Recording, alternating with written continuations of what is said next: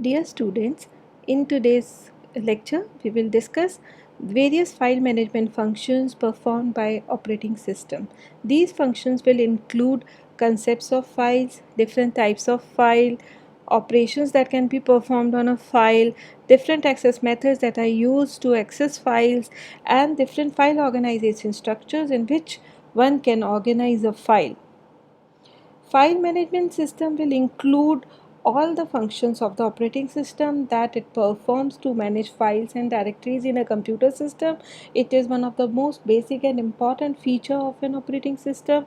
The main function will be to create, delete, modify, share, provide protection, among other responsibilities. A file, we can say, is a collection of related information that can be recorded on a secondary storage device such as hard disk. It represents both source and object programs or for object forms of data, and it may be numeric, alphabetic, or alphanumeric binary in nature. It is a collection of bits, bytes, lines, and records, and the meaning is defined by the file's creator or user. The types of files that one can have is a text file, a source file, object file, and an executable file. An object file is basically a sequence of bytes organized into blocks, which can be understood by the system's linker, and object file is converted into an executable file by the linker when it links all the different objects that are not defined in that file, and the loader can now load this executable file in the memory for execution. Different types of files with their name and extensions are given in this table, where we can have what are the different, where we can define the applications that can be performed on these type of files and the extensions that are used, from word processing, PowerPoint, workbook, Excel, database, images, video, audio, and other types of files. Desirable properties of a file is basically the most important one is long term existence, which can be, the file should be easily manageable and can be stored on a secondary storage which can be used for a very longer period of time. These files can be shared between processes, they can be shared between different computer systems as well, and there should be a proper structure that can be defined to organize the files. We can classify files into four different categories: ordinary files, directory files, device files, and FIFO files.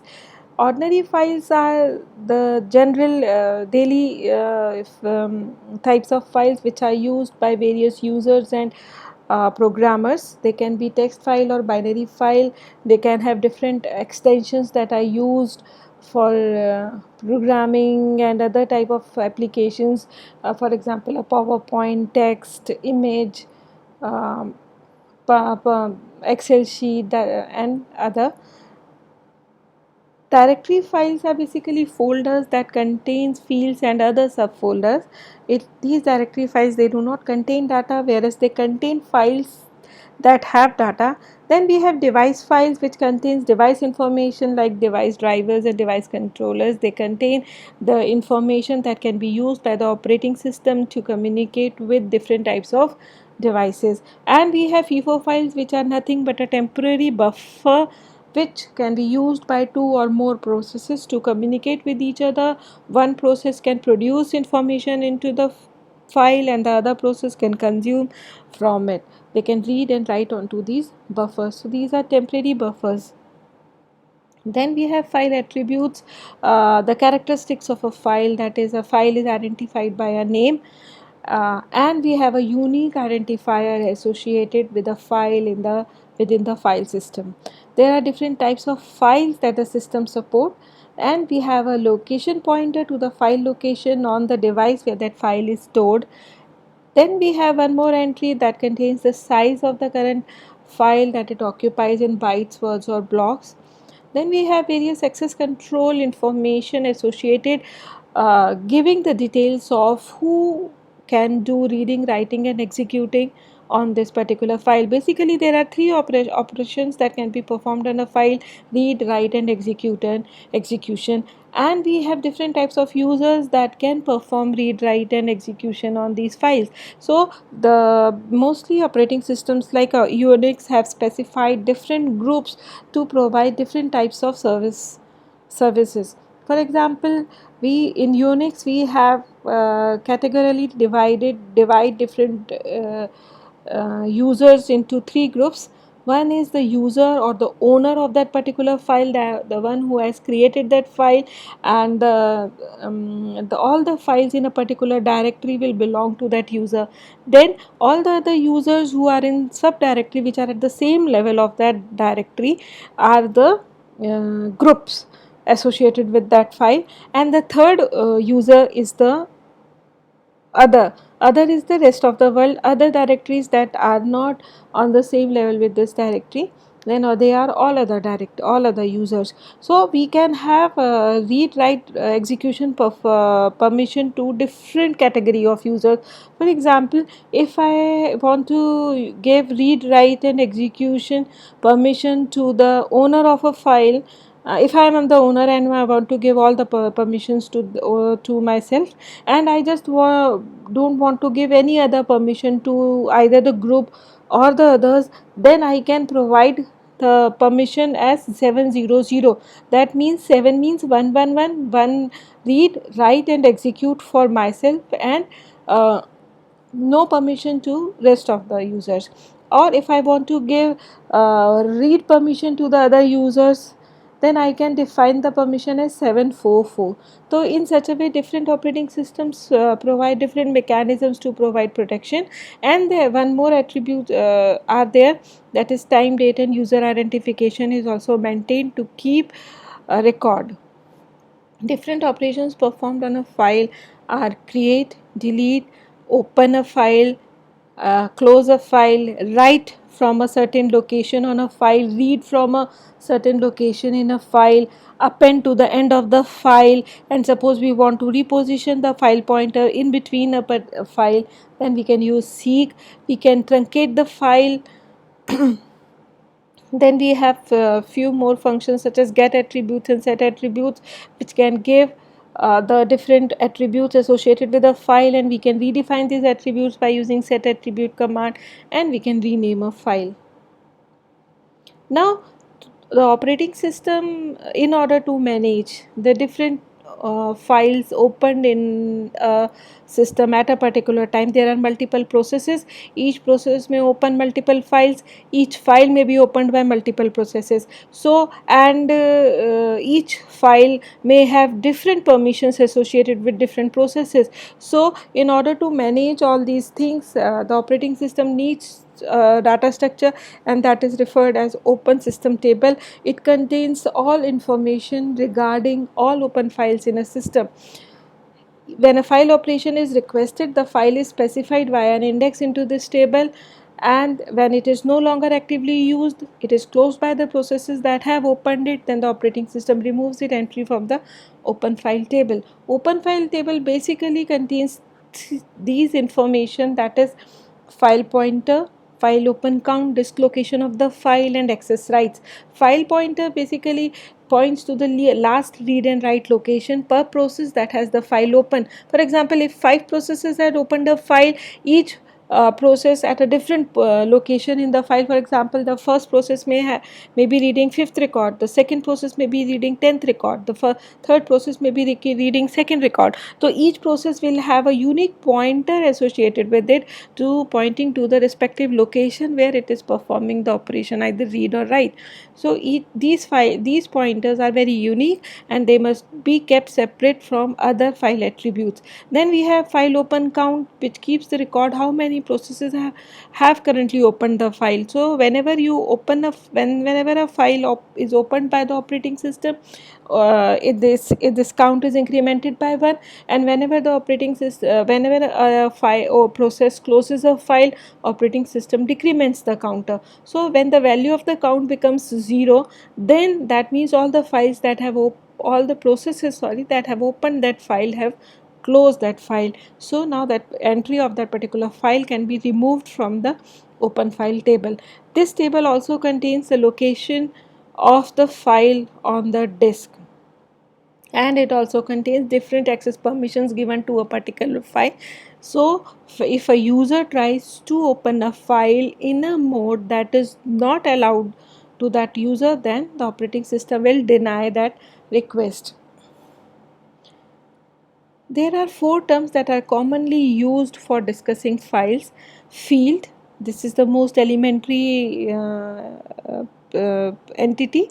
Field, multiple fields constitute a record, multiple records constitute a file, and multiple file constitute a database. So field is basically the most smallest element of data. It contains a single value. It may be fixed or variable length. Multiple fields constitute a record. All the related collection of related fields particular to an entity will constitute a record. It can be treated as a unit by some application. It may also be of fixed or variable length. Now, collection of similar records constitute a file. It may be referred by a name, and all the access control restrictions are applied at the file level. And all the collection of all the files are referred as a database. Here relationships among elements are actually explicitly defined, and it is designed for use by a number of different applications. This is one of the most important topic, that is access methods. With the three methods, there are basic three methods that can be used to access a file. Other access methods are built on these three basic access methods. So we will discuss these three access methods: sequential access, direct access, and index sequential access. Sequential access method is the most basic and elementary method that are used to access a file. Simple. It starts from the beginning, one record after the other to the end, just like we used to listen songs from a audio tape when you were very young. Editors and compilers usually access files in this fashion. You can perform the basic operations of reads and writes on using this access method, but read next will read the next portion of the file from where you are currently positioned at, and write will basically write at the end of the file. Suppose there are 5 records, and when you perform write next, it will move towards the end of the file and write the 6th record, and now the new end of the file will be marked, so that next time a record is written, it will start from here. Some systems makes it possible to skip first n minus 1 records. For example, if you wish to listen to a song that is in the 6th number, then you have to fast forward the first 5 songs to listen to the 6th song. You cannot just go and directly read the 6th record just as you do on disk. So magnetic tapes are the most common example of a sequential access device. Next is direct access method. It is possible on disk, which allows random access to any file block. For direct access, the file is viewed as a number of sequence of blocks or records, and it must file operations must include the block number as a parameter. When we wish to require or read a block, then we compute which block contains the answer and then read the block directly to provide the desired information. Suppose a file relative block of a file is at position 0 and you wish to read the 5th record, and the first record जो है 0th record है, if it starts from disk block 2000, then 5th will be 2005th block. So directly we can add, if the block starts at the physical block 50, then from 5 we can start reading and directly compute the 7th record, and we can directly read that record from the file. Since logical records are of fixed size, it is also easy to read, write or delete a record. This method of finding a location of a record in a file is also called hashing. Then we have index sequential. Index is created for a file which contains pointers to various blocks. So suppose there are 100 blocks, we can contain an index The first index will point to the first 10 blocks, then the second index will point to the next 10 blocks. So, so we can basically start from the index and search. Here we can have variable length records.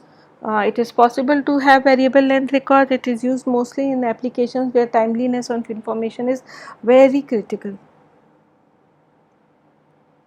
Examples of various: sequentially, when we have payroll, we need to calculate the payroll of every employee. So number of records are to be read very infrequently, but all the records need to be read at a particular time. So sequential is a very good method. Randomly, inquiry system, when wish to just read, suppose I wish to inquire about a particular student, I don't want to read all the information regarding all the students. So inquiry system, randomly or direct access is best.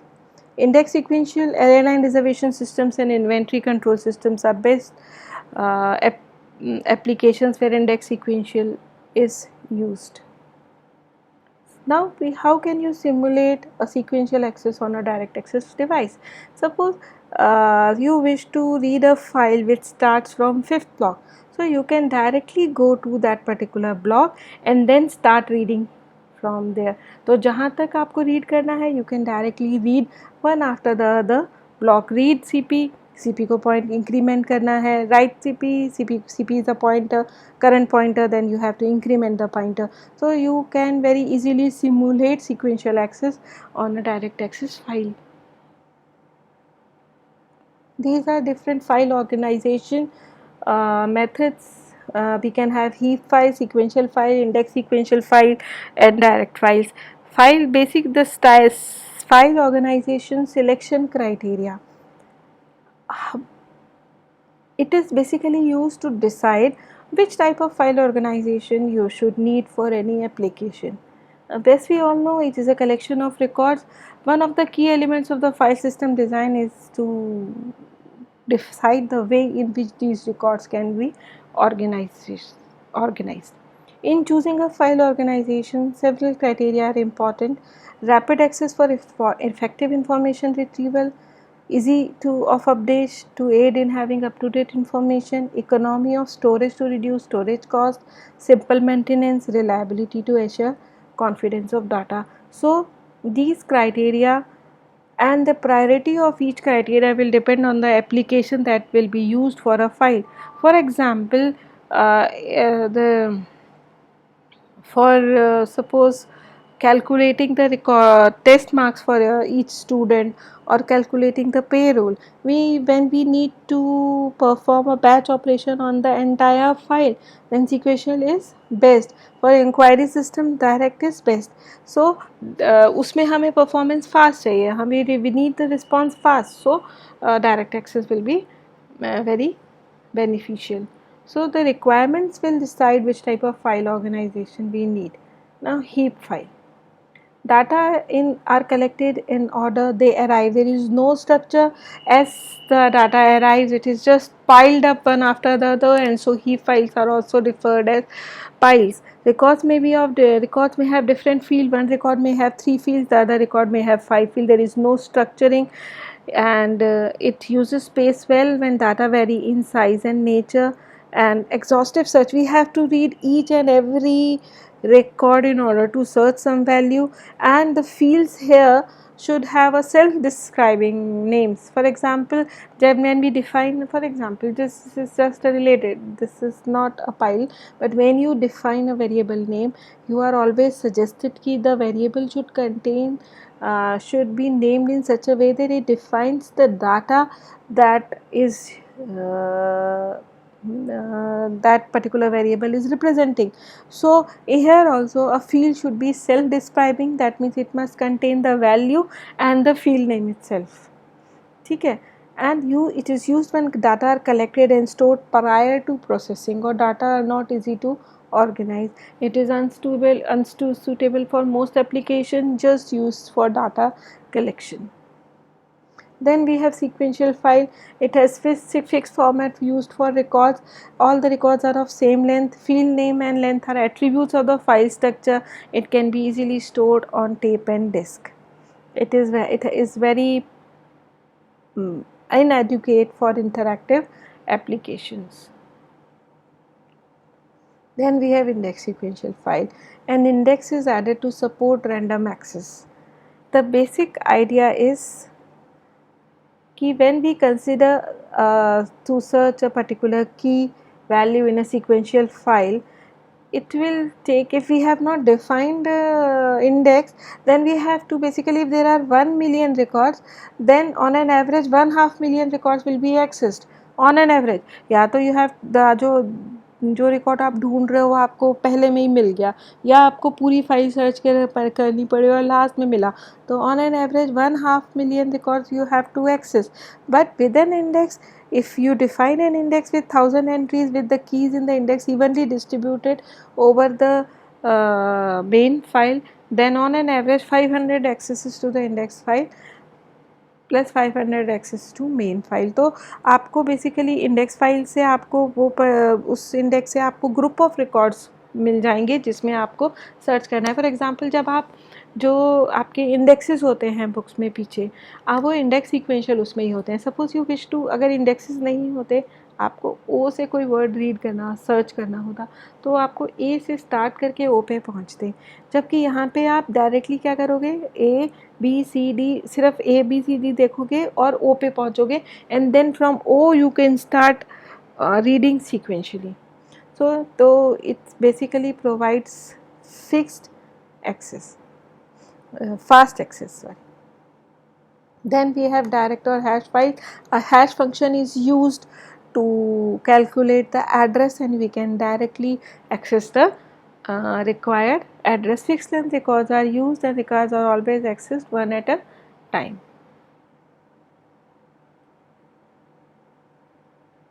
Thank you.